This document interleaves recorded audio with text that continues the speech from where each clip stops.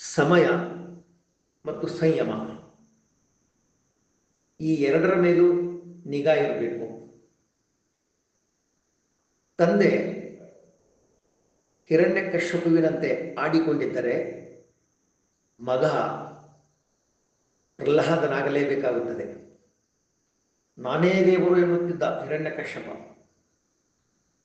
ನೀನಲ್ಲ ದೇವರು, ನಿನ್ನಪ್ಪ ದೇವರು.